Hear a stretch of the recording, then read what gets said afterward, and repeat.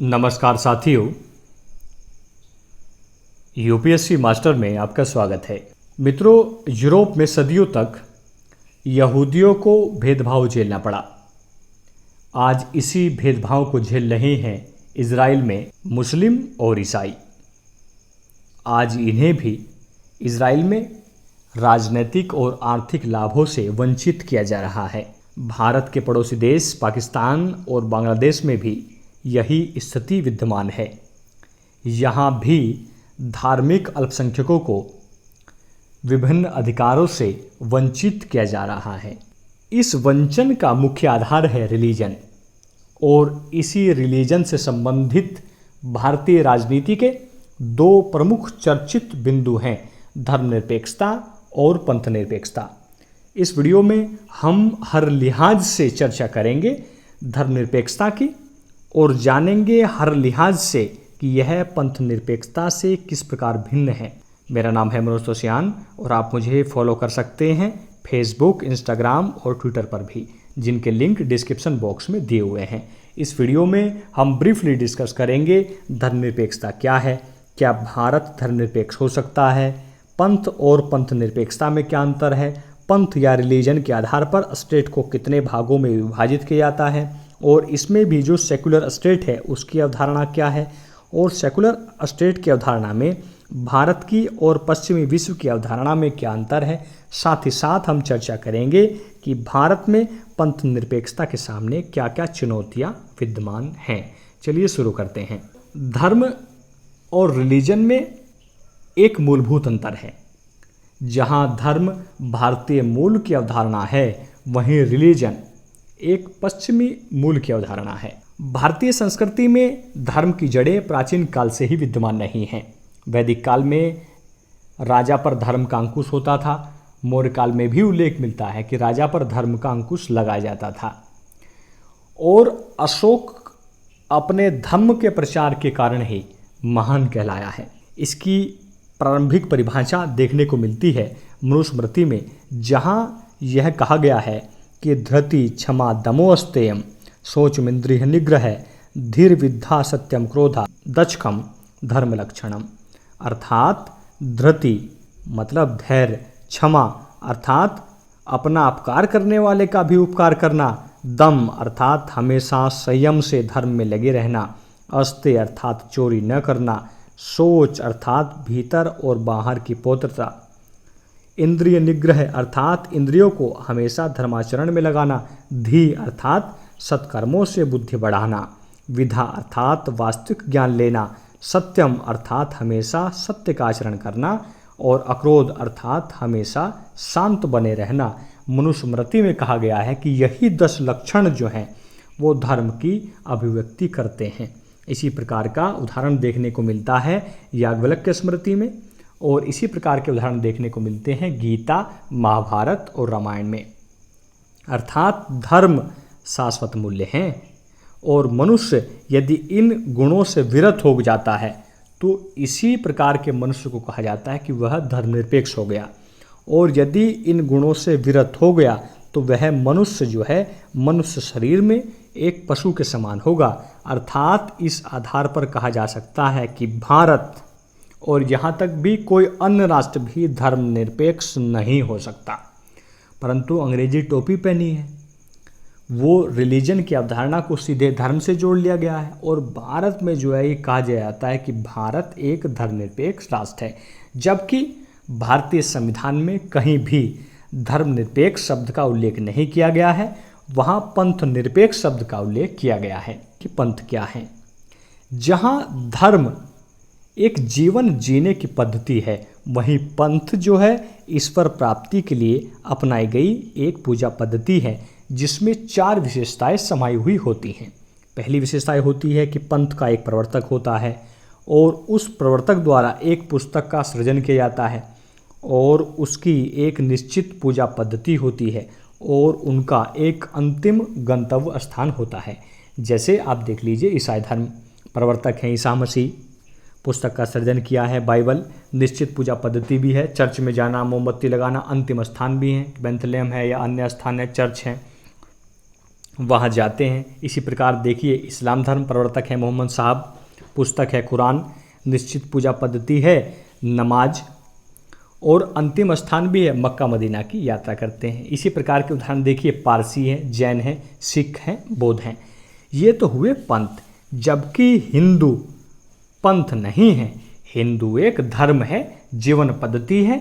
अपने कई मामलों में सर्वोच्च न्यायालय ने भी यह कहा है कि Hindu is not a religion, ये एक जीवन पद्धति है, हमारी संस्कृति का मूल हिस्सा है। आप यह भी कह सकते हैं कि ईश्वर प्राप्ति का कोई मार्ग है तो एक सही सदमार्ग से होते हुए जा सकता है। तो ये जो मार्ग है, ये जो पंथ हैं, वो सारे इसी मार्ग से होकर गुजरते हैं। तो ये जो मार्ग है, ये जो सदमार्ग है, वही हिंदू है, और बाकी सारे पंथ जो है इसी से होकर गुजरते हैं। पंथ निरपेक्षता सीधे रिलीजन से जुड़ी है, जो पश्चिमी विश्व की और स्पेशली जो है ब्रिटेन की देन मानी जाती है। सेकुलरिज्म ये ब्रिटेन की देन माना जाता है। एक दौर में वहाँ राज्य पर चर्च का हस्तक्षेप कायम रहता था, पर 1648 में चर्च की संपत्ति पर राज्य का वर्चस्व कायम हो गया, और वहाँ इसकी देन मानी जाती है। राष्ट्रवादी आंदोलन जब हुए, यहाँ जॉर्ज जैकब हेलियोक ने पहली बार सेकुलरिज्म शब्द का प्रयोग किया, और उनके सहयोगी थे ब्रेडलॉक, ये भी इसी विचार के समर्थक थे। इनका ये कहना था कि विश्व से परे कोई अति प्राकृतिक और अलौकिक सत्ता विद्यमान नहीं है, क्योंकि उसका कोई तार्किक आधार नहीं है। 4 प्रमुख विशेषताएं इन्होंने निर्धारित की सेकुलरिज्म की, कि रिलीजन की अपेक्षा करनी होनी चाहिए, इहलौकिकता में विश्वास, परलौकिक व अप्राकृतिक सत्ता में विश्वास नहीं होना चाहिए, विज्ञान ही प्रमाणिक है, नैतिकता रिलीजन आधारित नहीं है, अपितु रिलीजन नैतिकता आधारित है।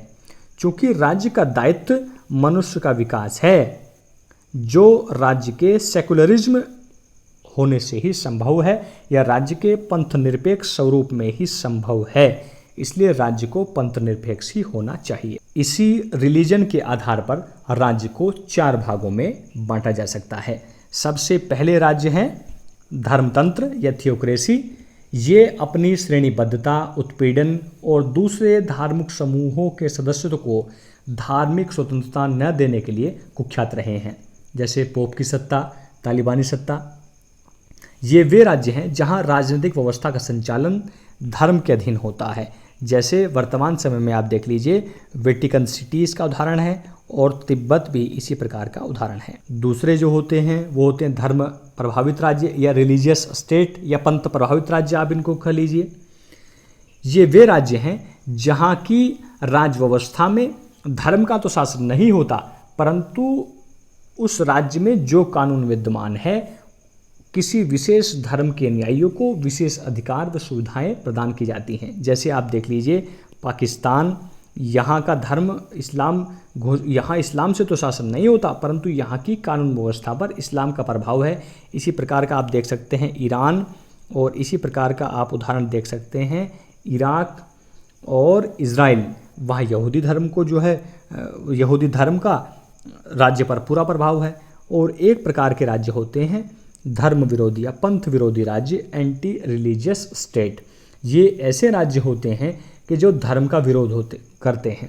यदि धर्म की परंपराओं को सार्वजनिक स्तर पर फॉलो किया जाए या अपनाया जाए, तो ऐसे राज्य दंड का भी प्रावधान करते हैं। और ये देखने को मिलता है जो समाजवादी राज्य हैं उनमें, क्योंकि समाजवादी राज्यों में राज्य के सर्वस्व को ही स्वीकार किया जाता है। और आप देख सकते हैं चीन और रूस इसके प्रमुख उदाहरण हैं।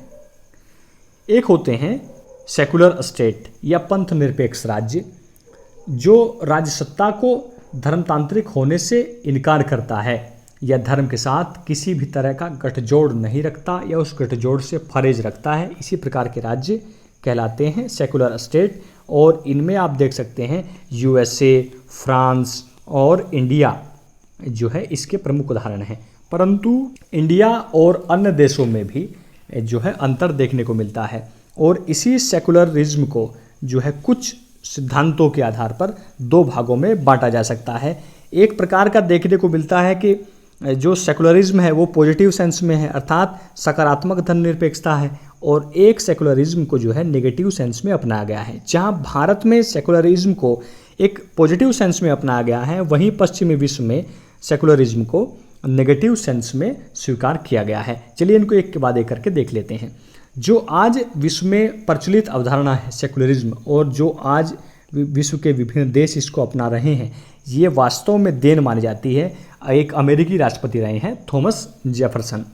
जो थॉमस जेफरसन थे, इन्होंने कहा था कि राज्य सत्ता धर्म के मामलों में हस्तक्षेप नहीं करेगी और इसी प्रकार धर्म राज्य सत्ता के मामलों में दखल नहीं देगा। इन दोनों के अलग अलग क्षेत्र व सीमाएं हैं कि जब तक धार्मिक समुदाय की गतिविधियां विधि के अधीन हैं, तब तक राज्य इन गतिविधियों में कोई व्यवधान उत्पन्न नहीं करेगा। और तीसरा, राज्य अपनी मान्यताओं के आधार पर किसी व्यक्ति विशेष से कोई भेदभाव नहीं करेगा। और चौथा, राज्य लोक व्यवस्था व किसी अन्य व्यक्ति विशेष के मौलिक अधिकारों को ध्यान में रखकर धार्मिक स्वतंत्रताओं को प्रतिबंधित कर सकेगा। अर्थात जो पश्चिमी अवधारणा है, जो निगेटिव सेंस में अवधारणा है, वहाँ धर्म की स्वतंत्रता को व्यक्तिगत रूप में स्वीकार किया गया है, जबकि भारत में जो धर्मनिरपेक्षता है वो सकारात्मक स्वरूप को रिप्रेजेंट करती है, तो सर्वधर्म समभाव की भावना पर आधारित है। इसमें राज्य सभी धर्मों को समान रक्षण प्रदान करता है। जैसे कि आप देख लीजिए, जो पश्चिमी अवधारणा है, पश्चिमी अवधारणा में राज्य जो है धर्म के मामले में कोई हस्तक्षेप नहीं करता किसी भी परिस्थिति में। इस मामले में यह भी होता है कि यदि धर्म का सार्वजनिक स्तर पर पालन किया जाए तो राज्य वहाँ रोकता भी है। जैसे आप फ्रांस में आप देख लीजिए, फ्रांस में हिजाब पहनना, टोपी पहनना, ये सब जो है प्रतिबंधित है, जबकि भारत में स्थिति इस प्रकार की नहीं है। भारत में जो है राज्य समर्थित धर्म सुधार की गुंजाइश भी है। जैसे आर्टिकल 17 यहाँ बात करता है कि जो अस्पृश्यता है, अनटचबिलिटी है, उसका पूरी तरीके से अंत कर दिया जाएगा। अभी हाल ही में सबरीमाला का मामला चर्चाओं में हमेशा रहता ही है। सबरीमाला के मंदिर में सर्वोच्च न्यायालय ने समानता के अधिकार को सार्थक करने के लिए उसके दरवाजे महिलाओं के लिए खोल दिए। और इसी प्रकार का आप देख लीजिए हाजी अली दरगाह, ये मामला भी जो है हमें ज़्यादातर चर्चाओं में रहता है, तो इसके द्वार भी महिलाओं के लिए खोल दिए गए हैं। आप देख लीजिए 3 तलाक का अभी हाल ही में मामला चला, न्यायपालिका ने उसमें सार्थक कदम उठाए हैं। तो मतलब ये जो सकारात्मक अवधारणा है, इसमें जनमानस के कल्याण के लिए राज्य हस्तक्षेप कर सकता है, मतलब राज्य जो है वहाँ सुधार की गुंजाइश रखता है, जबकि जो पश्चिमी अवधारणा है वहाँ इस प्रकार की कोई गुंजाइश नहीं होती। और भारतीय धर्मनिरपेक्षता में तो यह देखने को मिलता है कि सभी व्यक्तियों की धार्मिक आज़ादी है और अल्पसंख्यकों को अलग से अधिकार प्रदान किए गए हैं, जबकि वेस्टर्न सेकुलरिज्म जो है वहाँ इस प्रकार की अवधारणा के हमको उदाहरण देखने को नहीं मिलते। अर्थात जो भारतीय सेकुलरिज्म है वो शांतिपूर्ण सहअस्तित्व की जो भावना है उससे भी कहीं आगे जा चुका है, और इसमें राज्य सैद्धांतिक हस्तक्षेप भी कर रहा है। भारत का जो सेकुलरिज्म चरित्र है ये आरंभ से ही है। अनुच्छेद 14 से 18 में समानता के अधिकार की बात की गई है और ये व्यवस्था की गई है कि राज्य धर्म के आधार पर कोई विभेद नहीं करेगा। अनुच्छेद 25 से 28 तक जो है धार्मिक स्वतंत्रता का अधिकार दिया गया है, और अनुच्छेद 29 से 30 में अल्पसंख्यक वर्गों के हितों का स्पेशली संरक्षण किया गया है। और अनुच्छेद 44 में तो यहाँ तक कह दिया गया है कि राज्य कोशिश करेगा सबके लिए समान नागरिक संहिता बनाए। ये तो सब था ही, परंतु एक अलग से शब्द थोप दिया गया 42वां संविधान संशोधन 1976 में। जब इंदिरा गांधी सरकार द्वारा किया गया तो प्रस्तावना में पंथ निरपेक्ष शब्द को थोपा गया। हालांकि थोपने से प्रभाव नहीं पड़ा, भारतीय संविधान का चरित्र पहले से ही पंथ निरपेक्ष बना हुआ है। देखिए इसी प्रकार का उदाहरण देखने को मिलता है पंथ निरपेक्षता का। वो एक उन बंदों का अलग ही स्वैग है, वो है तुर्की के शासक कमाल अतातुर्क। इन्होंने सेकुलरिज्म की एक अलग ही अवधारणा प्रस्तुत की। इन्होंने कहा कि धर्म से दूरी बनाने के बजाय धर्म में सक्रिय हस्तक्षेप के जरिए धर्मनिरपेक्षता को स्थापित किया जा सकता है। इन्होंने इसके लिए क्या किया कि परंपरागत सोच विचार और अभिव्यक्तियों से नाता तोड़ा, जबरदस्ती तोड़वाया, आक्रामक कदम अपनाए। इन्होंने सबसे पहले अपना ही नाम बदला, कमाल पासा नाम था, कमाल अतातुर्क कर लिया। उसके बाद इन्होंने जो फैज टोपी पहनते हैं, हिजाब है, वो सब प्रतिबंधित कर दिया। और इस्लामिक कैलेंडर चलता था वो बैन कर दिया, उसकी जगह ग्रिगोरियन कैलेंडर अपनाया और सार्वजनिक जीवन में खिलाफत को कतई प्रतिबंधित कर दिया। तो ये उनका अपनी व्यवस्था है, पश्चिमी मॉडल से भी बिल्कुल अलग है। जहाँ पश्चिमी मॉडल स्वतंत्रता समानता की व्यक्तिवादी ढंग से व्याख्या करता है और इस प्रकार की धर्मनिरपेक्षता में राज्य समर्थित धार्मिक सुधारों को कोई जगह नहीं है, वहीं भारतीय सेकुलरिज्म जो है वह धर्म के मामले में सैद्धांतिक हस्तक्षेप को स्वीकार करता है। वहीं कमाल पाशा या कमाल अतातुर्क का जो सेकुलरिज्म है वो धर्म के मामले में सीधा हस्तक्षेप को धर्मनिरपेक्षता मानता है। आज भारत वह सेकुलर स्टेट है जिसकी विश्व स्तर पर पहचान कायम है, परंतु उसके सामने विभिन्न प्रकार की चुनौतियां विद्यमान है, जैसे धर्म के आधार पर वोट की राजनीति यहाँ आज तक बनी हुई है। राजनीति और धर्म को आपस में मिलाना धर्मनिरपेक्षता के विरुद्ध है और सर्वोच्च न्यायालय ने यहाँ तक कहा है कि यदि चुनाव प्रचार में कोई दल या संगठन धर्म के आधार पर मतदाताओं से मत देने की अपील करता है तो इससे राज्य की सभी धर्मों के प्रति समान व्यवहार की गारंटी कमजोर पड़ती है। अतः धर्म आधारित चुनाव भी संविधान के विरुद्ध हैं। इसी प्रकार का उदाहरण जो है, कभी जब इस बात पर चर्चा होती रही होगी राष्ट्रीय आंदोलन में, तो गांधी जी भी रखा करते थे कि आगे ऐसा देखने को मिलेगा जो इसके विरुद्ध जाया जाना चाहिए, जबकि नेहरू तो ये मानते थे कि बिल्कुल बंद कर देना चाहिए क्योंकि हम जो है एक समाजवादी राज्य की तरफ आगे बढ़ेंगे। संवैधानिक सुधारों के आधार पर भी कई बार भारत में विरोध देखने को मिलते हैं और अभी आप देख लीजिए नागरिकता संशोधन अधिनियम और नेशनल रजिस्टर ऑफ सिटीजन के खिलाफ देश भर में विरोध प्रदर्शन हुए हैं और हिंसाएं भी देखने को मिली हैं। और जब जब यूनिफॉर्म सिविल कोड का मुद्दा आता है तो तब तब जो है जगह जगह विरोध प्रदर्शन देखने को मिलते हैं। और सांप्रदायिकता के नाम पर ही भारत सेकुलर स्टेट है, परंतु फिर भी देखने को मिलता है कि गौ हत्या के नाम पर अनेक धार्मिक और नस्लीय दंगे होते हैं। 1984 में सिख दंगे हुए, 1992 में हजारों लाखों की तादाद में कश्मीरी पंडितों को घाटी से पलायन करना पड़ा, 92-93 में बम्बई दंगे हुए, 2003 में गुजरात दंगे हुए, 2013 में मुजफ्फरनगर दंगे हुए। परंतु फिर भी भारत का जो सेकुलरिज्म करैक्टर है वो लगभग कायम रहा और सर्वोच्च न्यायालय ने इसमें अपनी सार्थक भागीदारी निभाई। एसआर बम्बई बनाम भारत संघ 1994 के मामले में सर्वोच्च न्यायालय ने पंथ निरपेक्षता को संविधान के मूल ढांचे का हिस्सा स्वीकार कर लिया और इस मामले में सर्वोच्च न्यायालय ने कहा कि यदि धर्म को राजनीति से अलग नहीं किया गया तो सत्ताधारी दल का धर्म ही देश का धर्म बन जाएगा। और सुप्रीम कोर्ट ने इस निर्णय पर राजनीतिक दलों को अमल करने की भी सुझाव दिया कि आपको अमल करना चाहिए और यहाँ तक कहा कि यदि कोई राज्य पंथ निरपेक्षता या सेकुलरिज्म का उल्लंघन करता है तो उसके खिलाफ अनुच्छेद 356 का प्रयोग वैध है, कोई दिक्कत नहीं है, संवैधानिक है। मुझे आशा है कि इस वीडियो ने आपके डाउट्स क्लियर किए होंगे। इम्पोर्टेंट टॉपिक है, पीटी और मेंस दोनों के पॉइंट ऑफ व्यू से। एसआर मुंबई मामले में ही एक बार जो रामास्वामी जज थे उन्होंने कहा था कि सेकुलरिज्म और डेमोक्रेसी खास कंसेप्ट हैं और दोनों साथ साथ चलते हैं।